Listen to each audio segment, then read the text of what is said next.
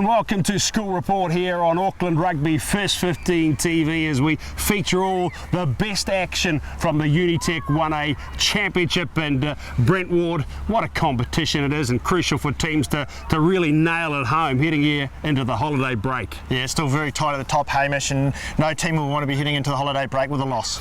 Okay, our live stream match of the round, Sacred Heart against Auckland Grammar. Let's have a look at the rest of the fascinating encounters in round 8. Round 8 of the Unitec 1A competition pitted the top 6 teams in matchups against one another. Unbeaten St Kitts play host to 4th place Mount Albert Grammar. Kings look to cement a top 4 place against De La Salle. Kelston and St Peters go to battle out west, while Tahahu defends the Mialamu Cup against Aorere, while Tangaroa looks to secure its first win against Dilworth.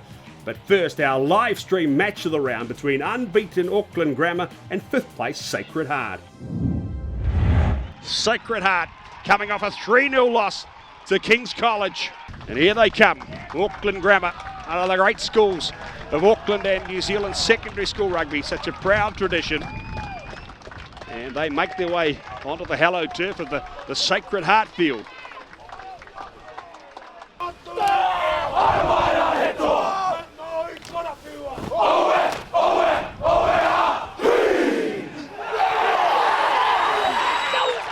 Conrad Heath, he's strong on his feet, still going the big lock forward, bumping and bruising his way towards the line. And a penalty goes the way of Sacred Heart. Sacred Heart fans will be behind him. They'll see it, and the flags go up, so early advantage with the home side. Sacred Heart College leading Auckland Grammar School by 3 points to 0. Solid scrum again, big scrum from Sacred, and they can't control it. So, a chance to level the scores for Waiskai Faiani.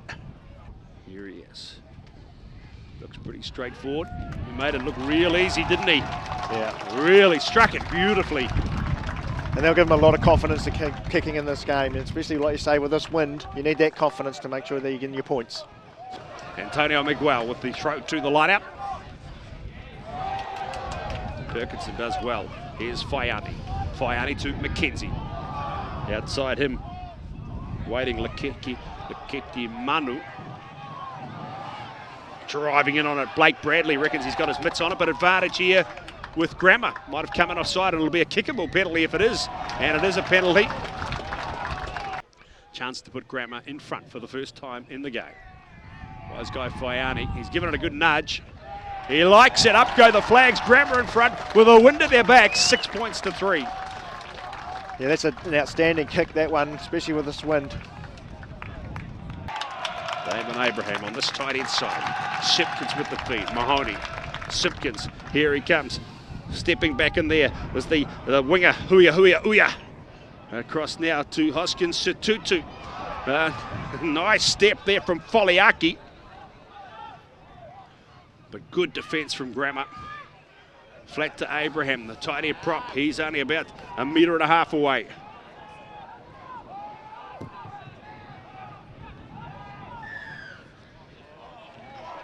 And a penalty goes the way of Sacred Heart. Probably just inside that right-hand upright will be the way to go here. There we go. And he levels it up at 6-all. So playing into the wind, it is 6-all Sacred Heart with their second penalty of the match. 2 apiece to Storm and Faiani.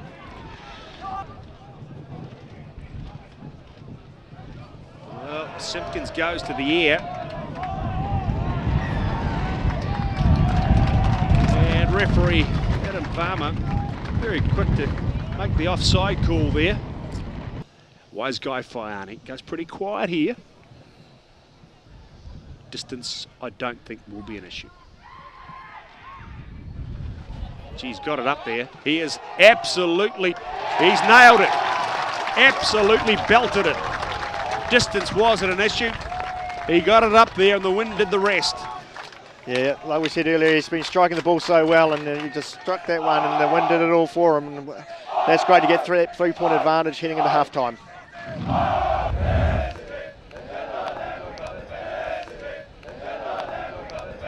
Here they go. One of the The back line from Grammar got Mackenzie. Oh, he's drifted right through a hole a mile wide. Sacred Heart go to sleep and Grammar punish them. Yeah, well, great try there from Mackenzie. Well taken. He saw the gap open up. It just looks like they were in two different reads there. Looked like one was defending man on and one was drifting out. And unfortunately, he left a massive hole there for Mackenzie to run right through and score. What a fantastic try. And finally comes into the wind. Struck it nicely. 16-6, Grammar have the lead. Vaha Akolo and Latu waiting back towards the 22-metre line.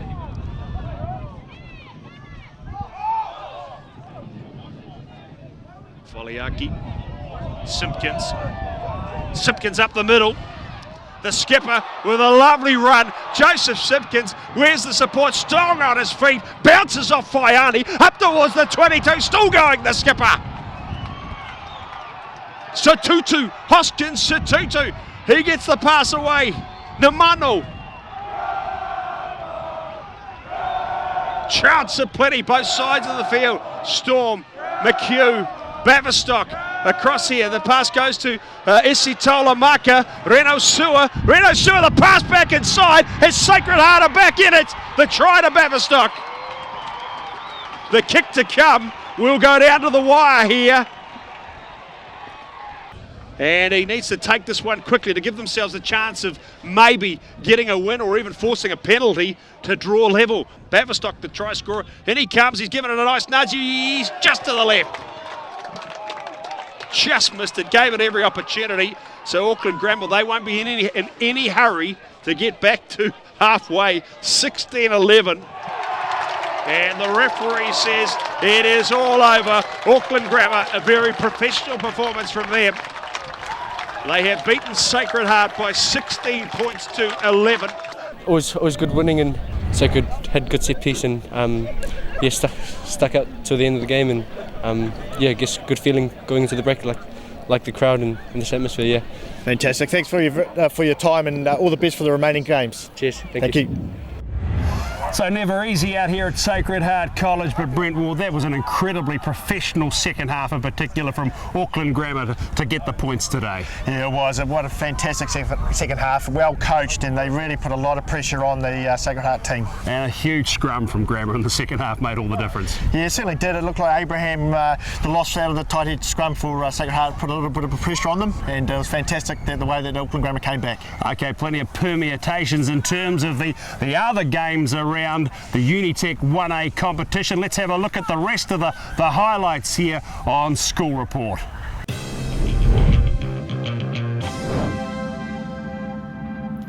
Third place Kings hosted near neighbours De La Salle in week 8 of the Unitec 1A competition. Kings fresh off a torrid 3-0 victory over Sacred Heart in round 7, looking to cement their top 3 position, while De La Salle were hoping to stay in top 4 contention. 20 minutes into the match, and with De La Salle applying the pressure on the Kings goal line, it was live wire hooker Awanui Morris who found space on the blind side, quickly turning defence into attack. His fellow forwards continued the momentum before slick passing put impressive centre Balin Sullivan into space. The number 13 confounded the defence before providing an inside ball to fullback Troy Tippany to complete the length of the field effort.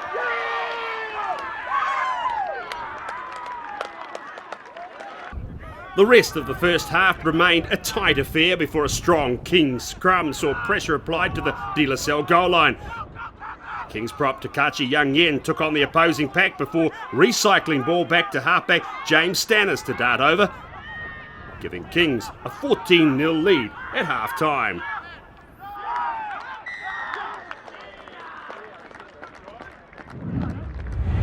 Into the second half, and it was De La Salle's Katuwai putting the visitors on the scoreboard with an early penalty. With 10 minutes remaining, Kings College set their backline alight, allowing left winger Marcellus Salavayo space down the touchline. Good support play by Sullivan, Morris, and open side Joe Johnson saw the opportunity to send the ball back to the blind side for Balin Sullivan to dot down in the corner.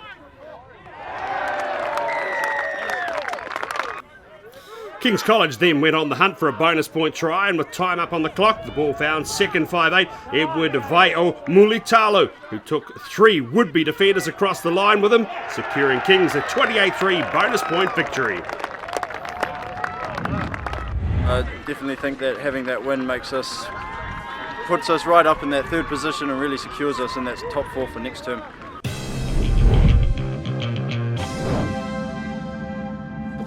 St Peter's College headed out west to take on Kelston Boys High, both teams having grown in confidence with recent victories, looking to continue their momentum. This had the makings of a tight mid-table battle, and so it proved. Immediately after the whistle, Kelston Boys High was soon on attack. Slick hands by the backs, putting hard charging number 8 Francis Comey in for the opening try.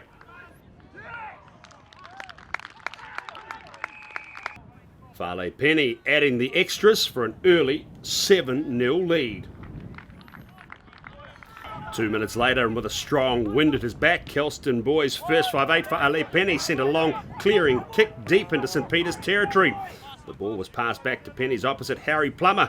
Plummer choosing to run it out of trouble, looked for inside support, only to find the waiting hands of Kelston Boys' number 6, Ezra Vai, who gratefully accepted the pass and scampered 20 metres to put aside 12-0 up after just 6 minutes.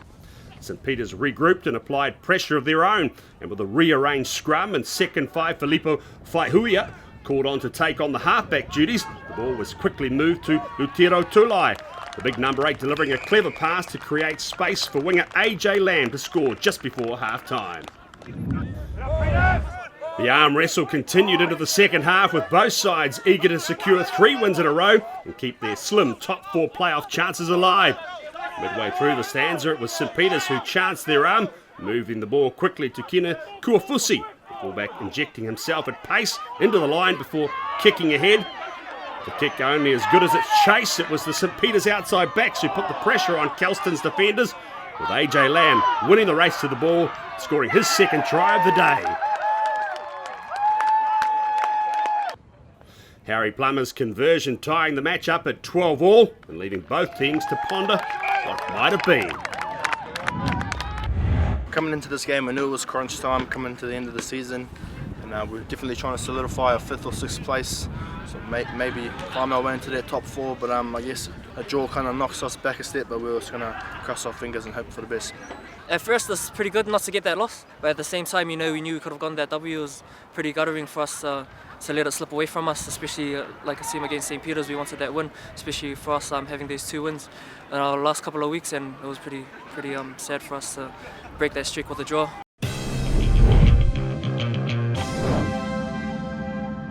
Aorere College's close neighbours Otahuhu College were in search of their first win in the Unitec 1A competition, while the hosts were also desperate for competition points to take them out of the relegation zone.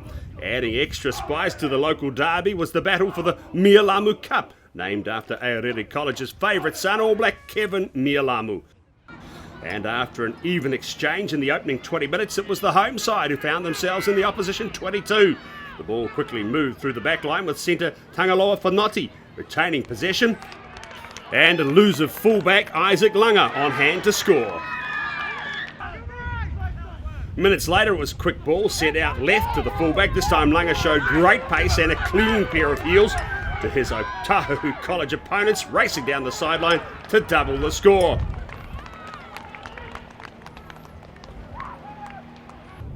Otahuhu were hoping to keep the Mialamu Cup in its trophy cabinet, and after fielding an Aorere College clearing kick, blindside flanker Rafu Fatu sent the ball infield. And quick hands saw the ball find its way to fullback Malachi Tohui, a sprint to the line for an Otahuhu College 5-pointer. Aorere College converted a penalty, and then moments before the break, an Otahuhu indiscretion at scrum time saw quick thinking from Aorere halfback Damas Kurulangi, igniting his backline. The halfback involved for a second time his pass, sending winger Likau Alatini in for Aorere's 3rd try. In the second stanza, Aorere College was keen to build on its first half advantage. Big lock Christian Harriman securing good line-out ball, giving his forwards the chance to make yardage inside the Otahuhu College 22. The well-worked line-out move saw giant prop Justin Smith drive for the line. The recycled ball allowing number 8 Siaosi Alatini to drive over. Then it was the turn of right winger JP Natoko to show off his deft kicking skills with a pinpoint cross kick finding Siopi Nata. The first 5 plucking the ball out of the air for a spectacular try. Aotearoa College finished the game in style with a 6th try in the final minutes. Reserve midfield back James Matautu going on a jinking run before stretching out for his try and ensuring Aotearoa College's 2nd win of the season. Yeah, it was an important game for us. With the Mialamu Cup on the line, we haven't held that for 5 years, so it was a big focus for us. Obviously, with Kevin being in the All Blacks again, just announced this week, it was important for us to try and bring that cup home. And the boys have had a good week, and they performed well today.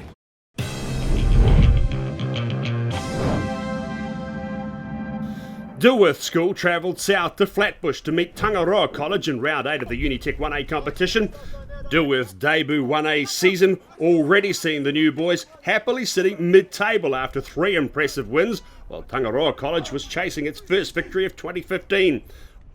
From the whistle, Dilworth's intent was clear. The forwards rampaged on to attack with prop Sean Fusitua leading the charge. The ball was laid back for open side Anthony Laval to score the opening try of the afternoon. Soon after, Tangaroa College again found themselves defending their line. Pressure from the Dilworth School scrum saw Tangaroa turn the ball over in the midfield. Dilworth's second 5, Tempest Pange, pouncing on the loose ball and scoring thanks to the support of his forwards. Impressive Dilworth School first 5'8", Molly Fiver was next to show his class. The diminutive 15-year-old grubbering, regathering and sending a well-timed pass out to the flying Siosifa Tukatai to dot down for a classy try. Dilworth's 4th try of the match saw loose forwards Isilili Manu and Anthony Laval combine before the ball was given to the backs, and big centre Sione Akukawa cut back to elude the Tangaroa defence on the stroke of half-time.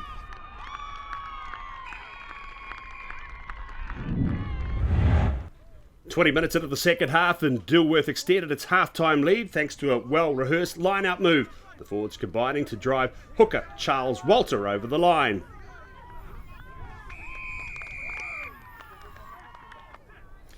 It was then Tangaroa's turn to apply the pressure, and when Dilworth conceded a free kick, some quick thinking saw open side flanker Tia Vaiolele over for the try. Dilworth went straight back onto attack, and when the referee awarded the visitors a close range penalty, it was the 2 big propping partners getting in on the action. Fusiatua passing to Tutau on the direct route to the touchdown. The final try of the afternoon was created off the back of a strong and elusive break by Dilworth School captain Ulema Kavienga. Number 11 getting close to scoring himself before laying the ball for Sean Fusitua to go over for a popular double. A comprehensive 49-7 victory for Dilworth, their 4th win of the season. The boys are pretty stoked there. We didn't really imagine that we'll be the successful in 1A in our first year. But yeah, everyone's excited.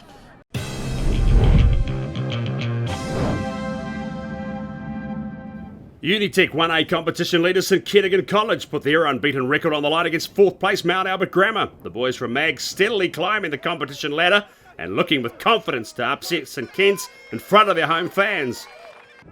Midway through the first half, and it was the big Mount Albert Grammar forward pack first to flex its muscle. After a series of pick and goes, Mag's blindside Isaiah Papali'i and then hooker Kahu Boyd drove for the line before halfback Alan Tunu'u was successful in getting the ball across the chalk. St Kentigern replied with a first half penalty to have the game evenly poised at 7-3 at the break. Midway through the second half, and with Mag's defence repelling the St Kent's attacks, first 5 Dakota Tamani decided to take the aerial route with immediate success. Flying Fijian winger Salamani took a near, leaping above the opposition and eluding the Mount Albert defenders for St Kent's opening try. Reserve halfback Carlos Price adding the extras. And 2 minutes later, it was Tamani again using his boot to good effect. A deft chip behind the Mags backline saw fullback Iteni Nainai beat the covering defence and win the race to the ball. Price's conversion extended the host league to 17-7. For the final 10 minutes, Mount Albert Grammar attacked the St Kentigern line relentlessly, with the home team defending attack after attack. A penalty conceded on full time, allowing Mount Albert to claim a precious bonus point for finishing within 7.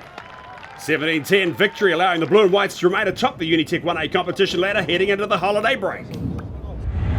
More than happy, I reckon. The boys played hard, and I think we just emptied the tank on that one. We know the holidays were coming up, so we just wanted to really just give it all we got.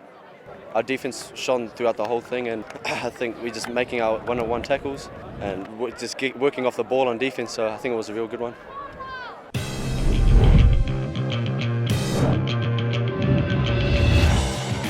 So after 8 rounds of the Unitec 1A Championship, St Kitts and Auckland Grammar continued their unbeaten runs.